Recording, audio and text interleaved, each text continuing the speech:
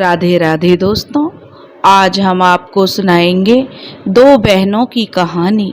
अगर आप हमारे चैनल पर नए हैं तो प्लीज़ हमारे चैनल को सब्सक्राइब करें, वीडियो को लाइक करें और शेयर करें। एक गांव में एक किसान रहता था। किसान के परिवार में उसकी पत्नी और एक छोटी सी बेटी थी जिसका नाम पूर्णिमा था। पूर्णिमा चांद के समान सुंदर थी और बहुत ही खूबसूरत थी। किसान और किसान की पत्नी अपनी बेटी को पाकर बहुत खुश थे। किसान खेती बाड़ी करता था और उससे जो आय होती थी उससे उसका छोटा सा परिवार जो खुशी खुशी जीवन यापन करता था। बड़े खुशी के साथ किसान और उसकी पत्नी का समय बीत रहा था। लेकिन कहते हैं ना कि जब सब कुछ सही चलता है तो कुछ ना कुछ ऐसा हो जाता है जिसकी हम कभी कल्पना भी नहीं करते हैं। यही किसान के साथ हुआ। किसान की पत्नी जो थी वो बीमार हो गई और उसने ऐसा बिस्तर पकड़ा कि वो उठी नहीं। किसान की बेटी भी लगभग 6-7 महीने की हो चुकी थी। इधर किसान की पत्नी ने बिस्तर पकड़ लिया और उधर किसान बेचारा बड़ा दुखी रहने लगा। उसने अपनी पत्नी के इलाज में किसी भी तरह की कोई कमी नहीं की। हर प्रकार से दवा दारू का जो ध्यान रखा। और उस समय इतनी देखो चिकित्सा नहीं थी, लोग देसी इलाजों पर ही निर्भर करते थे। लेकिन बहुत इलाज करवाने के बाद भी किसान की पत्नी बची नहीं और उसका स्वर्गवास हो गया। किसान पर दुखों का पहाड़ टूट पड़ा। अब किसान बेचारा बहुत दुखी था। एक तो उसकी 6-7 महीने की बेटी थी और इधर उसकी पत्नी के जाने का दुख। अब किसान बेचारा अपनी बेटी को पाले या पेट भरने के लिए कुछ कमाए जिससे गृहस्थी का खर्चा चले। अब किसान अगर खेतों में जाता तो उसकी बेटी पूर्णिमा का कौन ख्याल रखता। अगर वो पूर्णिमा को रखता तो खाने के लिए जो क्या कमा कर लाता। यह किसान को बड़ी जो दुविधा लग रही थी।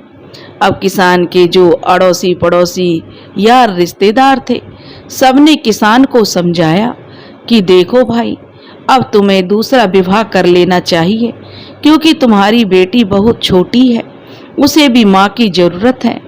तुम उसे माँ का प्यार नहीं दे पाओगे, ना ही माँ की तरह उसकी देखभाल कर पाओगे क्योंकि वो बेटी है और उसके लिए माँ जरूरी है। पहले तो किसान टालता रहा कि वह अपनी बेटी के लिए सौतेली माँ नहीं लाएगा। लेकिन जब उसे अपनी बेटी के पालन पोषण में दिक्कत आने लगी क्योंकि वह खेत जाता तो बेटी की देखभाल कौन करता। अगर बेटी की देखभाल घर पर रहकर करता तो खेत पर काम करने कौन जाता। अब किसान ने भी मान लिया था कि उसको दूसरा विवाह कर लेना चाहिए। अब किसान के लिए एक लड़की देखकर उसके जो रिश्तेदार थे उन्होंने किसान का विवाह करा दिया। किसान की पत्नी आई जिसका नाम रूपा था। रूपा किसान से उम्र में कम थी लेकिन वो गरीब घर से आई थी, इसलिए वो पूर्णिमा को भी प्यार करती थी। लेकिन कहते हैं ना, सौतेली माँ तो सौतेली ही थी। अब वो जब खुद पेट से हो गई तो वह तब तक तो पूर्णिमा को बहुत अच्छे से प्यार करती थी, उसका ख्याल रखती थी। यह सोचकर किसान भी खुश था कि चलो, मैं वैसे ही डर रहा था कि सौतेली माँ कैसी आएगी, लेकिन वह तो मेरी पूर्णिमा का अपने औलाद की तरह ख्याल रखती है। और किसान भी निश्चिंत हो गया। अब 9वें महीने रूपा ने एक लड़की को जन्म दिया जो कि बहुत ही कुरूप थी। उसका नाम अमावस्या रखा गया क्योंकि बड़ी बेटी का नाम पूर्णिमा था तो उसका अमावस्या रख दिया। और वह जब उसकी माँ ने देखा कि पूर्णिमासी तो जो है बहुत ही सुंदर है और उसमें संस्कार भी बहुत अच्छे थे, और जो इधर पूर्णिमा की जो दूसरी बहन हुई उसका नाम अमावस्या रख दिया। अपनी बेटी के होते ही पता नहीं रूपा में क्या बदलाव आया। वह पूर्णिमा को बहुत ही नफरत करने लगी। अब उसे पूर्णिमा फूटी आंख भी नहीं सुहाती थी। अब वह छोटी सी पूर्णिमा धीरे धीरे बड़ी होने लगी। और कहते हैं कि जब बच्चा अभाव और बिना माँ बाप के पलता है, उनके प्यार के अभाव में, तो बच्चा जल्दी समझदार हो जाता है। इधर छोटी सी पूर्णिमा अब 1.5-2 साल की हो गई थी।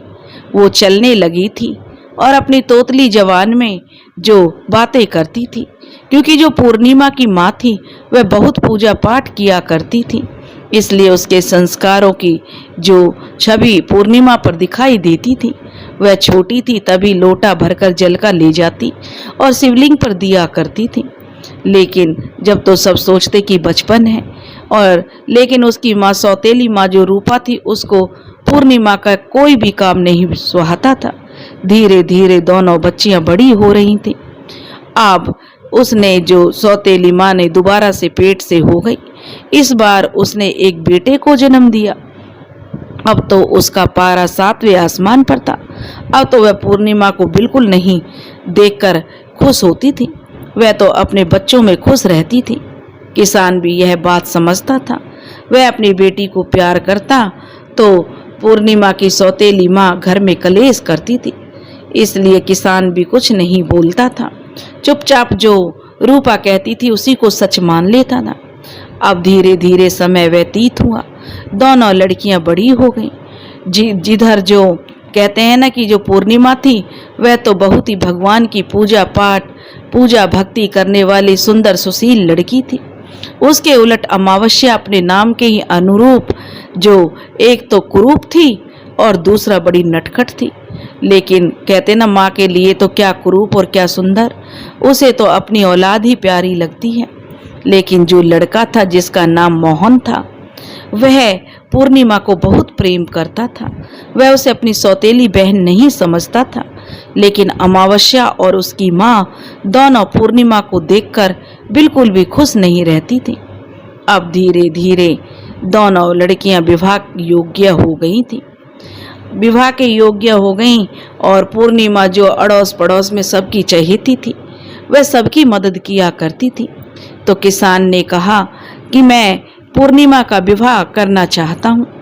तब किसान की पत्नी बोली, देखिए, लड़कियों की शादी तो बाद में कर लेंगे, पहले घर में बहू आ जाए तो ही ठीक है। क्योंकि लड़का भी जवान था और घर में उसने पहले अपने बेटे की शादी की। बेटे की शादी की, घर में बहू आ गई। बहू जो आई तो वह पूर्णिमा से बहुत ही खुश रहती थी। पूर्णिमा अपनी भाभी का पूरा ख्याल रखती, उसका काम बटाती और हर तरीके से उसकी मदद करती। उल्टा अमावस्या अपनी भाभी के किसी भी काम को हाथ नहीं लगाती थी, उल्टा भाभी पर रौब झाड़ती रहती थी, भाभी के काम में कमियां निकालती, जिससे भाभी का झुकाव पूर्णिमा की तरफ हो गया। वह अमावस्या को कम पसंद करती थी और यही जलन दोनों माँ बेटी को होती थी, के कारण पूर्णिमा को और ताने सहने पड़ते थे। अब दोनों लड़कियां शादी योग्य थीं। किसान ने एक दिन रूपा से कहा कि देखो, पूर्णिमा बड़ी है, चाहे उनमें 1-2 साल का ही अंतर था अमावस्या और पूर्णिमा में, लेकिन घर में बहू आ गई है। अब दोनों बेटियों को जो अच्छे योग्य वर देखकर इनका विवाह कर देना चाहिए। लेकिन सौतेली माँ तो बिल्कुल भी नहीं चाहती थी कि पूर्णिमा किसी अच्छे घर में जाए। वो कहने लगी, जी देखिए, पूर्णिमा के लिए अगर आप बढ़िया घर देखेंगे तो कहाँ से इतना दान दहेज देंगे। हमारे कोई एक बेटी तो है नहीं, हमारे 2-2 बेटियां हैं। पूर्णिमा तो वैसे भी कम में निभा लेती है। एक काम कीजिए, पूर्णिमा के लिए कोई साधारण सा घर देख दीजिए। गरीब घर में जाएगी तो भी वो निभा लेगी और शादी में हमें ज़्यादा खर्चा नहीं करना पड़ेगा। किसान ने अपनी पत्नी की बात मान ली और एक दूसरे गांव में एक गरीब घर में उसने पूर्णिमा का जो रिश्ता पक्का कर दिया। जब रिश्ता पक्का करके किसान घर आया तो उसने अपनी पत्नी को बता दिया कि उसने पूर्णिमा का रिश्ता तय कर दिया है। यह सुनकर जो रूपा बहुत खुश हुई। वह बोली, जी देखिए, मेरी एक बात और मान लीजिए, आप जो अमावस्या का रिश्ता किसी अच्छे घर में कर दीजिए, क्योंकि यह तो बहुत नटखट है। कम खर्च में ये खर्चा भी नहीं चला सकती। इसके लिए तो कोई अच्छा घर होना चाहिए। और एक काम कीजिए, एक ही दिन दोनों की शादी कर देंगे। दोनों की बारात एक दिन आएगी तो हमारे बहुत सारे खर्चे बच जाएंगे। किसान को अपनी पत्नी की यह बात उचित लगी और उसने दूसरे गांव में, जिसमें उसने अपनी बड़ी बेटी पूर्णिमा का रिश्ता तय किया था, उसी में जाकर अपनी छोटी बेटी अमावस्या का रिश्ता एक सेठ के घर में कर दिया। सेठ के घर में तय करके वो घर आ गया। अब पूर्णिमा की जो सौतेली माँ थी वह बहुत खुश थी कि मेरी बेटी तो ठाठ से रहेगी और यह सौतेली बेटी दुखी भोगेगी यहाँ। लेकिन जो उसकी भाभी थी उसको बड़ा जो अजीब लगा। वो कहने लगी, ये आपने सही नहीं किया। लेकिन सास की घुड़की के आगे उसकी कुछ चलती नहीं थी, इसलिए वो चुप हो गई, कर भी कुछ नहीं सकती थी। दोनों की बारात एक दिन आई। अमावस्या के लिए तो किसान और उसकी पत्नी ने जो भी उन पर बना अपनी हैसियत से ज्यादा दहेज दिया, लेकिन बेचारी पूर्णिमा को उन्होंने ऐसे ही विदा कर दिया। बिना माँ की बेटी वहां से विदा होकर अपने ससुराल आ गई। ससुराल में आकर पूर्णिमा ने अपने अच्छे व्यवहार से अपने ससुराल में सबका दिल जीत लिया। वो लोग गरीब जरूर थे, लेकिन दिल से पूर्णिमा को अपनाते थे। और पूर्णिमा अपने घर में बड़ों की इज्जत करती, सास ससुर का ध्यान रखती और अपने पति का पूरा ख्याल रखती, घर का पूरा काम करती। गरीब होने के बावजूद उसके घर में सुख शांति थी। वह दोनों समय पूजा पाठ करती, लेकिन कहते गरीब थे तो थोड़े में भी गुजारा कर लेती थी। उधर जो अमावस्या थी वो सेठ के घर में ब्याही थी। उसके तो ठाठ ही अलग थे। वो तो उसके घर में नौकर चाकर लगे हुए थे, लेकिन वह फिर भी पूर्णिमा से जलती थी। एक दिन अमावस्या ने अपने घर पर कीर्तन रखा और सब गांव के में जो बुलावा दिया, लेकिन पूर्णिमा को उसने नहीं बुलाया। पूर्णिमा की पड़ोसन उस कीर्तन में जाने लगी तो वह पूर्णिमा से बोली, पूर्णिमा बहन तुम भी चलो, तुम्हारी बहन के यहाँ कीर्तन है। तो पूर्णिमा बोली, देखिए मेरी बहन ने मुझे बुलावा नहीं दिया है, तो बिना बुलावा के मैं उसके कीर्तन में कैसे जा सकती हूँ। पड़ोसन कहने लगी, देखो पूर्णिमा बहन, कीर्तन में जाने के लिए बुलावे की जरूरत नहीं होती है। वहाँ तो पूजा पाठ होता है, भगवान को याद किया जाता है, भगवान की पूजा अर्चना की जाती है, भजन कीर्तन होता है। जितने ज्यादा से ज्यादा उसमें शामिल हुआ जाए उतना ही पुण्य प्राप्त होता है। धार्मिक विचारों की तो थी ही पूर्णिमा। पड़ोसन की बात सुनकर उसके साथ चली गई। जब वह अपनी बहन के घर पहुंची तो पूर्णिमा को देखते ही उसकी बहन अमावस्या उस पर बिफर पड़ी। कहने लगी, मैंने तुझे बुलाया नहीं, फिर भी तू मेरे घर चली आई। वह कहने लगी, मैं तो पूजा पाठ की वजह से तुम्हारे घर आ गई हूँ। वह कहने लगी, तो अच्छा ठीक है, अगर तुम मेरे घर आ गई हो तो चुपचाप एक कोने में बैठ जाओ, किसी से कुछ नहीं कहना। वो बेचारी चुपचाप एक कोने में बैठ गई। भजन कीर्तन हुआ, क्योंकि पूर्णिमा तो धार्मिक विचारों की थी, भगवान को बहुत मानती थी, भोलेनाथ की पुजारन थी, तो वह भी भगवान की भक्ति में खो गई। लेकिन जब पूजा खत्म हुई तो प्रसाद का वितरण हुआ। अमावस्या ने सबको प्रसाद दिया। पूर्णिमा ने प्रसाद मांगा तो अमावस्या ने पूर्णिमा को प्रसाद नहीं दिया और उसका बहुत अपमान किया। कहने लगी, बिना बुलाए आ गई, बिना बुलाए कौन आता है, कितनी ढीठ है कि हम लोग बुलाते नहीं हैं तब भी मेरे घर आ गई। अपमान का घूंट पीकर बेचारी पूर्णिमा अपने घर आ गई। लेकिन आज उसको अपनी बहन, छोटी बहन अमावस्या की बातें सूल की तरह चुभ रही थी। वह घर आकर खूब रोई। उसने खाना बनाया, अपने बच्चों और पति और सास ससुर को खिलाया।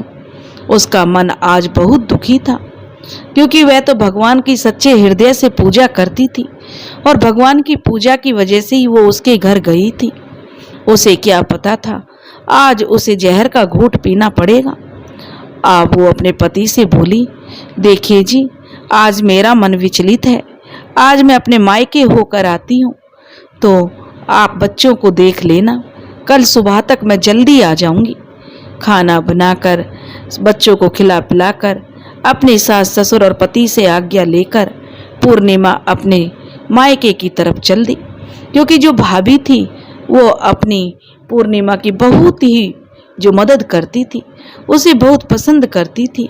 जब भी पूर्णिमा दुखी होती थी, अपनी भाभी से मिलकर उसको जो तसल्ली मिलती थी, उसकी भाभी भी उसका पूरा सहयोग करती थी। अब पूर्णिमा बेचारी दिल से दुखी पैदल ही अपने मायके के लिए चल दी। चलते चलते वो बेचारी जंगल के रास्ते से जा रही थी। तभी उसने देखा एक जो औरत बैठी हुई थी, वह काफी बूढ़ी थी, सिर के सफेद बाल थे, उसके पास ही एक तुलसी जी का बिड़ला लगा हुआ था। वह औरत उससे कहने लगी, अरे बेटी, मैं बहुत बूढ़ी हूँ, मैं बहुत लाचार हूँ, क्या तुम मेरे ये बाल खुल गए हैं, इनको थोड़ा बांध दोगी? इनसे मुझे बड़ी गर्मी लग रही है। बेचारी बूढ़ी बहुत ही बूढ़ी थी, 80-90 साल की थी, उसके बाल उलझे हुए थे। पूर्णिमा को उन्हें देखते ही दया आ गई और उसने जो उस बूढ़ी अम्मा के बालों में तेल लगा के मालिश करके अच्छे से उसके बालों को बांध दिया। बूढ़ी अम्मा कहने लगी, बेटी, मेरा ये जो चबूतरा है तुलसी जी का, यहाँ पर भी बड़ी गंदगी हो गई है, मेरे से तो होता नहीं है। अगर बेटी तुम चाहो तो थोड़ी सी सफाई कर दो। पूर्णिमा तो थी ही हृदय की बहुत अच्छी, उसने तो उसका सारा काम कर दिया और बोली, माँ जी अब आज्ञा दो, मैं अपने मायके जा रही हूँ। वह बुढ़िया माई उसे आशीर्वाद देने लगी और बहुत ही खुशी खुशी वह आगे चली तो उसने देखा एक बूढ़ा बाबा बैठा हुआ था, जो कि भगवान शंकर जी थे, और जो तुलसी जी के पास थी वो साक्षात तुलसी माता थी, लक्ष्मी जी। लेकिन अब जब वो आगे गई, लंबी लंबी दाढ़ी, लंबे लंबे जटा, बहुत ही मतलब बेढंगा रूप करके भगवान से बैठे हुए थे। अब वो जब आगे गई तो उन्होंने पूर्णिमा को देखा। कहते हैं ना कि भगवान भी अपने भक्त की परीक्षा लेते हैं। वो तो थी भगवान की भगत, इसलिए भगवान भी उसकी परीक्षा ले रहे थे। भोले बाबा बोले, बिटिया, हम बहुत प्यासे हैं, हमें पानी चाहिए। बोली, बाबा मैं अभी पानी लाई। उसने उनको पानी पिलाया। कहने लगी, बेटा देखो हमारे पाँवों में कितना मतलब ये घाव जख्म हो गए हैं, इन पर मक्खियां भिन भिना रही हैं। हम जो इतने परेशान हैं कि इतने बूढ़े हो गए हैं कि इनकी देखभाल नहीं कर सकते। पूर्णिमा को बूढ़े बाबा को देखकर दया आ गई। उसने वहां से स्वच्छ पानी लिया और बाबा के जख्मों को साफ करके और अपना आंचल फाड़ के उन पर पट्टियां बांध दी और बाबा ने खुशी खुशी उसे आशीर्वाद दिया। वह आगे चली तो आगे पार्वती मैया बैठी हुई थी और वहाँ पर ही एक मंदिर था। वो कहने लगी, वो भी बूढ़ी मैया का भेष बनाए हुए थी। कहने लगी, बिटिया मैं बहुत ही बूढ़ी हूँ और इस मंदिर की अब मुझसे सफाई नहीं होती। देखना मंदिर में कितनी गंदगी फैली है, अगर तुम चाहो तो इस मंदिर की सफाई कर सकती हो। पूर्णिमा ने उस बूढ़ी माई के कहने से पूरे मंदिर की सफाई कर दी, झाड़ू पोछा लगा दिया। बुढ़िया मैया के भी हाथ पैर दबा दिए, उन्हें भी पानी पिलाया और खुशी खुशी आगे चल दी। अब उसके गांव पहुंचने के लिए रास्ते में गंगा नदी पड़ती थी। गंगा नदी उसे पार करनी थी। वहां पर भी उसे एक बूढ़ी माई मिली जो कि गंगा मैया थी। गंगा मैया बैठी हुई थी। एक बहुत ही बेढंगा रूप करे बूढ़ी सी गंगा मैया थी। गंगा मैया बोली, बिटिया देखना मेरे सिर में बहुत जुएं पड़ गई हैं, मेरे से देखा नहीं जाता, ना ही मेरे से साफ सफाई होती है। इधर मेरे घाट के चारों तरफ देखो, मैं यहाँ रहती हूँ, कितनी गंदगी हो गई है, मेरे से अब होता नहीं है। पूर्णिमा ने गंगा मैया के सिर को भी साफ कर दिया, उनकी जुएं निकाल दी और जो घाट के पास आसपास गंदगी फैली हुई थी वो भी साफ कर दी। गंगा मैया ने भी उससे पूछा, बेटी तुम कहाँ जा रही हो? तो उसने अपनी पूरी बात बताई और बोली, माँ जी मैं अपनी भाभी से मिलने जा रही हूँ। तो वहाँ पर एक नाव थी। गंगा मैया ने कहा, बेटी इस नाव से तुम चली जाओ। और नाव से पार होकर वह अपनी भाभी से मिलने आ गई। लेकिन उसने अपने और अमावस्या के बारे की कोई भी बात अपनी भाभी को नहीं बताई कि कैसे अमावस्या ने उसका अपमान किया है। वह अपनी भाभी से मिली, भतीजे भतीजियों के साथ खुश हुई, अपने बाबा से मिली, अपनी सौतेली माँ से मिली। सौतेली माँ की तो उसे देखते ही त्योरियां चढ़ गईं। वो तो उसे ताने सुनाने लग गई। पति के घर भी नहीं निभती है, जब चाहो मुंह उठाकर चली आती है। लेकिन उसकी भाभी बोली, कोई बात नहीं माँ जी, बेटी तो अपने मायके ही आती है और यह हमारे पास नहीं आएगी तो कहाँ जाएगी। उसने अपनी भाभी का सारा काम करवाया साथ मिलकर। भाभी ने बड़ी खुशी खुशी ननंद का हालचाल पूछा। ननंद बड़ी खुश हुई अपनी भाभी से मिलकर, क्योंकि वह बहुत दुखी थी। मायके जाकर उसका मन बदल गया था। जब अगले दिन वह बोली, भाभी अब मुझे विदा दीजिए, अब मैं अपने घर को जाती हूँ। तुमसे मिलकर मुझे अच्छा लगा, मेरे मन का बोझ उतर गया। लेकिन फिर भी उसने अमावस्या वाली बात अपनी भाभी को नहीं कही। जाते टाइम कहते हैं, मायके से कभी बेटी खाली हाथ नहीं आती है। तो उसके भाभी भैया ने भेंट स्वरूप अपनी बहन को एक साड़ी दी। उस साड़ी को लेकर वह खुशी खुशी चल दी। चलते चलते फिर वह उसी गंगा नदी पर आई जहाँ गंगा मैया बैठी हुई थी। गंगा मैया कहने लगे, अरे बिटिया तुम तो वही हो जिन्होंने कल मेरी बड़ी मदद की। मेरे पास बेटी ले, ये थोड़ी सी रेत है, ये ले जा। और उसने पल्लू पसार लिया। बोली, मैया आशीर्वाद में जो तुम दोगी मुझे वो मंजूर है। गंगा मैया ने अपनी रेत उठाई और उसकी आंचल में रख दी। वह लेकर वह आगे चल दी।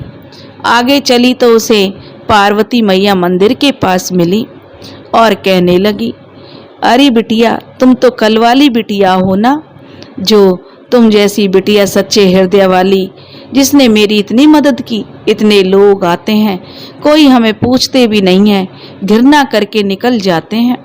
लो बेटी मेरे पास तो कुछ नहीं है, यह जो हवन कुंड के अंगारे हैं इन्हें ही ले जा। अब उसने आंचल फैला दिया। पूर्णिमा के आंचल में जो अंगारे रखे हुए थे, कोयले बुझे हुए, वो माता रानी ने उसके झोली में रख दिए। वो लेकर जो वह आगे चल दी। आगे शिव जी भगवान जो कौड़ी के रूप में बैठे हुए थे, बूढ़े बाबा के जिनके जख्म हो रहे थे, वे बोले, अरे बिटिया तुम तो कल वाली बिटिया हो, देखो मेरे जख्म कितने ठीक हो गए हैं बेटा। मैं तो पूरी तरह बहुत अच्छा फील कर रहा हूँ, बहुत अच्छी मुझे महसूस हो रहा है। और बेटी मेरे पास तो कुछ नहीं है, यह थोड़ी सी भभूति है, ये ले लो। पूर्णिमा ने अपना आंचल पसार दिया और भोले बाबा ने उसमें अपनी भभूत धर दी और चल दी। खुशी खुशी वह अपने घर जा रही थी। रास्ते में फिर वही तुलसी का चौरा पड़ा। वही बुढ़िया मिली जिसके सफ़ेद बाल थे। वह बोली, अरे बिटिया तुम तो कल वाली बिटिया हो, देखो मेरी तुलसी भी लहला रही है, तुमने इसे सींच दिया और देखो तुमने मेरी इतनी सेवा की। बेटी मेरे पास देने के लिए तो कुछ नहीं है। उसने थोड़ी सी तुलसी की मंजरी तोड़ी और जो पूर्णिमा को दे दी। पूर्णिमा ने भी अपना आंचल पसार कर उनको ले लिया और अपने घर को चल दी। घर जाकर उसने सबकी पोटली बनाई और घर के एक कोने में रख दी और शाम हो गई थी। जाकर अपने घर के काम में लग गई। बच्चों के लिए खाना बनाया, घर की साफ सफाई की, अपने सास ससुर को खिलाया, पति को खिलाया, बच्चों को खिलाया और खुद भी खाकर सो गई।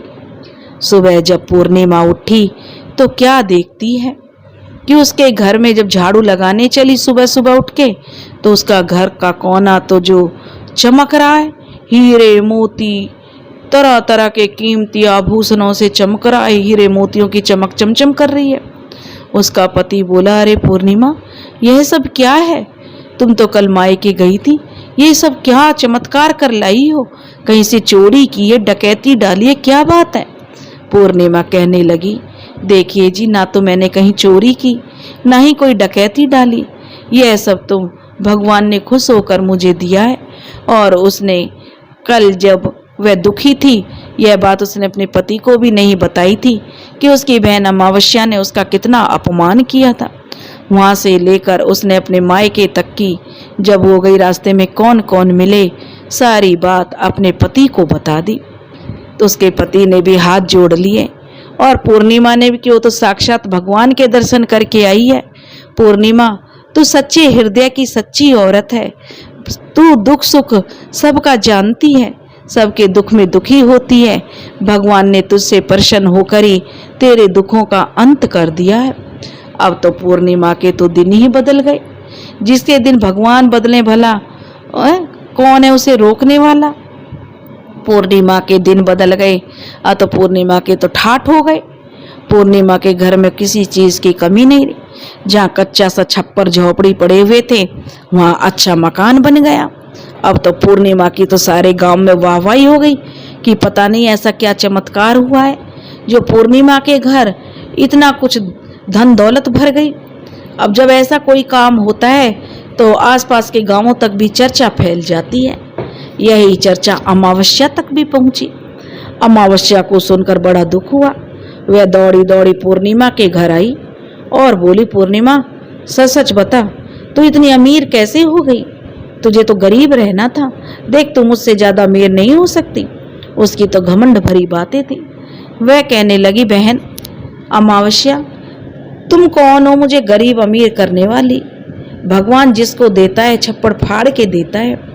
भगवान की मर्जी के बिना तो कोई पत्ता तक नहीं हिलता।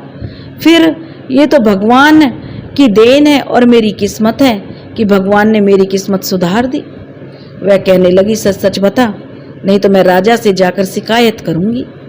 पूर्णिमा ने उसे सारी बात सच सच बता दी कि कैसे कैसे वो गई और कौन कौन उसे मिले जब वह अपने मायके गई, और कैसे उसे जो दिया धन का ढेर लग गया।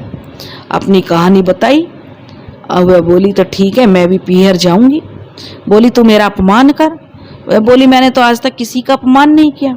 वह अपने घर गई, अपने पति से कहने लगी, देखो जी, तुम मुझसे लड़ाई करो और मुझे मारो।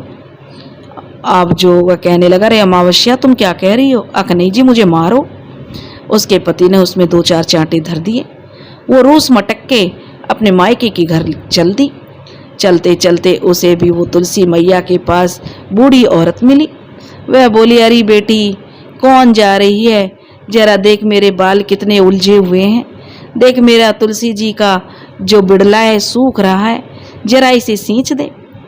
अब अमावस्या तो ठहरी घमंडी औरत। वह किसकी सुनने वाली थी? वह कहने लगी, अरे मेरे पास फालतू के कामों के लिए समय नहीं है, और चल दी। आगे फिर वही कौड़ी के रूप में भगवान शिव मिले। भगवान शिव कहने लगे, अरे बेटी, मेरे जख्मों पे देख, बड़ी मक्खियां बैठ रही हैं, जरा इनको उड़ा दे।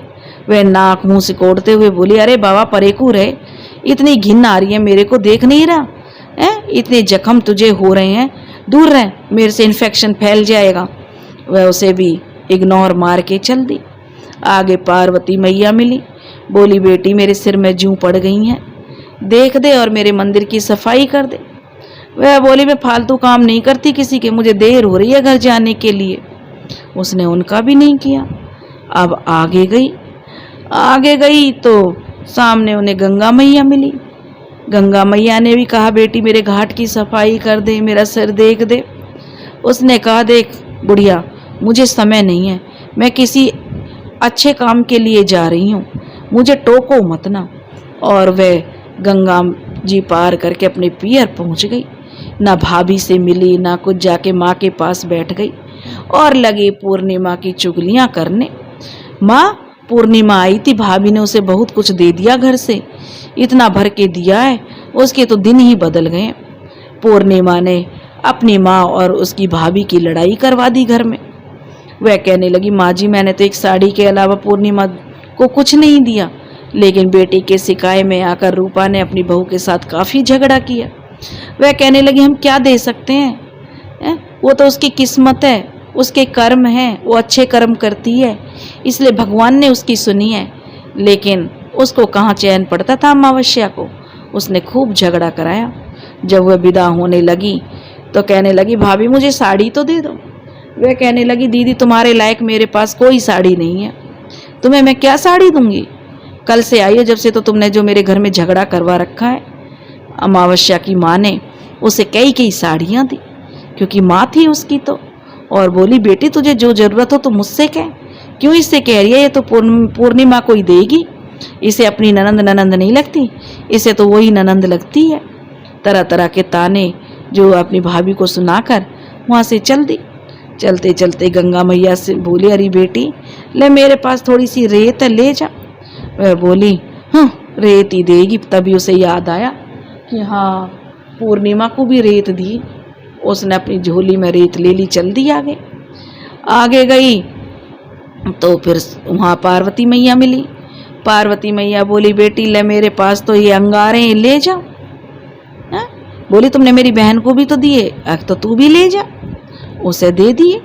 अब भोले बाबा का जो भयानक रूप हुआ पड़ा कतई कोढ़ी का, उसके पास जाते उसे घिन तो आ रही। कहने लगी, रहने दे बाबा, तू तो दूर ही रह, तुझसे न चाहिए मुझे कुछ भी। और वहाँ से चल दी। आगे तुलसी जी का बिड़ला पड़ा, बुढ़िया माई पड़ी। बोली, मैया तू दे दे मुझे। उन्होंने भी तुलसी जी के जो सींच के जो मंजरी दे दी, ले बेटी तू भी ले जा। गई जाके झोली बना के जो अपने घर में रख दी। सांझ को खाना वाना बनाया उसी की तरह। अब सुबह उठी, झाड़ू लगाने चली तो देखने लगी उस कोने में तो कीड़े मकोड़े बिच्छू जिंजड़े पड़े हैं, बहुत सारे कीड़े, और बाकी जो एकदम से घर में आग लग गई। अब तो सारा घर जल के राख हो गया। अब वह कोसने लगी, पूर्णिमा को गाली देने लगी। अब पता न कौन सा जादू टोना करवा दिया अपने घर में, तो इतने जो सुख सुविधाएं होगी और मेरा घर जल गया। सब कहने लगे कि यह सब अमावस्या तेरे लालच का फल है। पूर्णिमा तो पूजा पाठ करने वाली, एक साध्वी की तरह रहने वाली, अच्छी तरह पूजा पाठ करती है, सबके दुख सुख में साथी रहती है, और तूने जो कुछ किया वो लोभ के कारण किया है, इसलिए तेरे साथ भगवान ने तुझे सजा दी है। अब तू इससे सबक ले ताकि आने वाले टाइम में तू अच्छी बन और पूर्णिमा जैसा व्यवहार कर तो तेरे भी दिन सुधर जाएंगे। लालच करना बुरी बात है। तूने जो भी किया, तेरे घर में इतना माल भंडार भरे हुए हैं, फिर भी तुझे जो लालच की पड़ी हुई थी, और वो बेचारी गरीब नहीं थी, वह सबके दुख सुख में साथी होती है, तो इसलिए भगवान ने उसकी सुन ली। हे प्रभु, जैसे पूर्णिमा को आए वैसे सबको आना, जैसे अमावस्या को आए ऐसे किसी को मत आना। कहने वाले और सुनने वालों की सबकी मनोकामना पूरी करना। दोस्तों, अगर आपको कहानी पसंद आई हो तो प्लीज़ हमारे चैनल को सब्सक्राइब करें, वीडियो को लाइक करें और शेयर करें। राधे राधे।